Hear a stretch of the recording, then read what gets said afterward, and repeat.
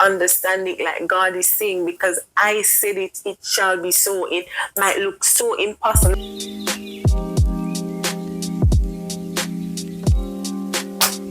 Hey bloomers, I am Danielle Freckleton. Welcome back to another episode of Blooming by Grace, a space where we use grace to chart our journey. We all have encountered challenges, fears, or failures.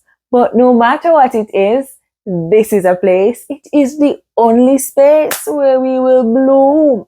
And darlings, we're not just blooming, but we're blooming by grace. Alright, so in this video, we're going to look into Genesis 16. And even as you're here, you know the Bible is a love book, it's a drama book, there's a lot of things surrounding the Bible. It's a very interesting book. And guess what? There's nothing new under the sun. There's nothing that you are going through now that was not written in the Bible. But even as we're speaking about that, go ahead, even now, like, share, subscribe, smash that like button. Not just like it, smash that like button. Tell a friend to tell a friend that we're over here, we're reading the scriptures, we're doing our things, we're motivating others and helping them to become their best selves in Christ. Because even these very scriptures, they help us to understand that, look, there is nothing new under the sun, and whatever challenges you're encountering, God is willing and able to deliver you. But without any further ado, let's get right into the story. So we have Sarai. Sarai is Abram's wife, and Hagar is Sarah's handmaid, what we would call servant. So this story kicks off really interesting. It starts off really puzzling, and then it gets really interesting, because at the back end, God was basically saying to Abram, look, you are going to have a child. He was like, what are you talking about? Like, God, how you pull up on me and tell me at this age, old man me, I'm going to have a child? And you know God, or him can bad me up sometime and be like, this is what I am going to do. For what is impossible with us is possible with him, God. And so him roll up on Abram and like, this is what is going to happen. He was like, okay, a man of faith, he believed. Same time now, he went to his wife Sarai and be like, God told me this thing. God says this is going to happen. I'm going to have a child. You are going to have a child. We are going to have a child. Like, like, it's a puzzler, because she wonder what me, you, old age, have a child. That don't make no sense. She laughed.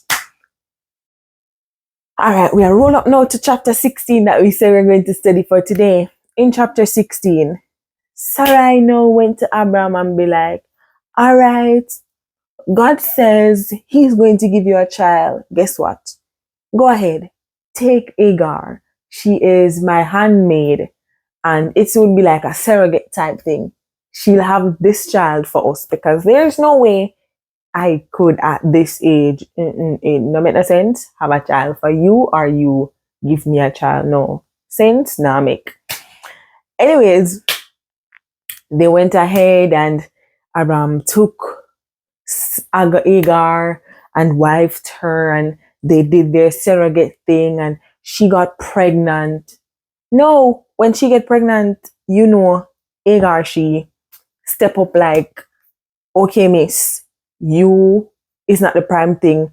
I am carrying the promised child. And so because I am carrying the promised child, you have to step aside.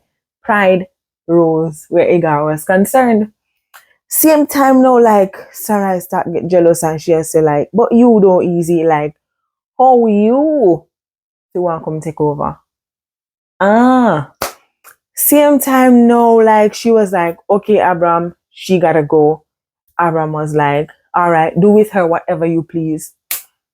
You know what Sarai did? She started to pressure the woman. Now remember, she was pregnant. She started to pressure the pregnant woman. Like, pregnant woman, she start get pressure. After, like, during the whole time where she was being pressured and every single thing was happening, like, she fled. So she left. And she went to this place. And she started to cry, like, in a desperate state. And that was when God met with her and God reassured her, look, go back home, submit to your mistress, and don't worry yourself. Your son will bring forth a blessed nation as well. Like your son is still not the promised son, but because me and God that I will do a good thing through that which you guys would have brought upon yourself. I mean, long and short of the story, she went back. And she's becoming a little bit more submissive now, and then all of a sudden, like bam, boops, boom, scalars, cloops. Sarai get pregnant, like, yeah, Sarai, she get pregnant, like, that, I got.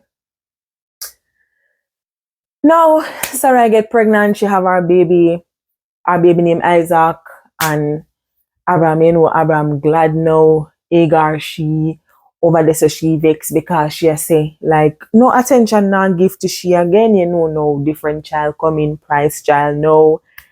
And the story went on to the bitter end of Hagar having to leave the house with Ishmael. And the moral of the story is application here. We're gonna apply these things. Guys, hold up.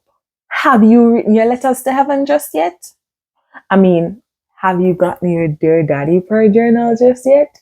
If not, go ahead. The link will be in the description. You can find your prayer journal on Amazon.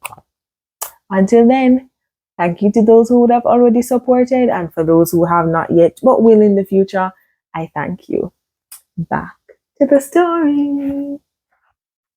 And it's very important for us to apply these lessons to our lives because they are very profound. They are very important.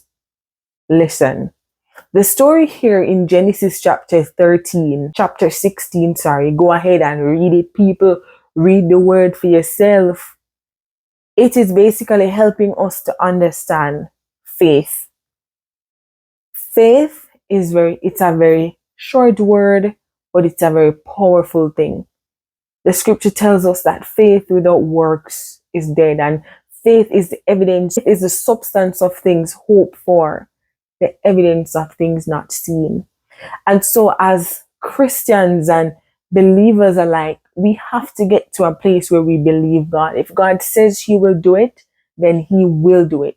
What had taken place in this story, where Genesis chapter 16 is concerned, is as a result of lack of faith, not just on Sarai's side, or moreover Abram, because he was the one that was given the word. And so sometimes you're given a word, and even if you don't understand it, like God is saying, because I said it, it shall be so. It might look so impossible, and it might look so surreal, and like this don't make no sense, God, and this does not make any sense. Like, what will you allow to become of this? Because he is God and he sits upon all the earth. He can allow things to come forth. And so the onus is on us to trust him, because when we do not trust him with whatever he says he will do, when we rush ahead of him and try to figure things out on our own, it will lead to misery. And I'm sure many of us would have gone ahead of God one or two times. It was never ever a good place to be. So if you're in a place and God is saying wait, then wait. Wait upon the Lord, he shall renew your strength. He knows why he's telling you wait. Be it for a relationship, or be it for a work, or be it for schooling, whatever God is telling you. If he's telling you to go, go. If he's telling you to stop, stop. He knows why. And if we go ahead of him, then we will end up in problem. Because due to that which had happened in Genesis chapter 16, even now, generations later, nowadays, we still have to battle such unbelief. So you have to wait.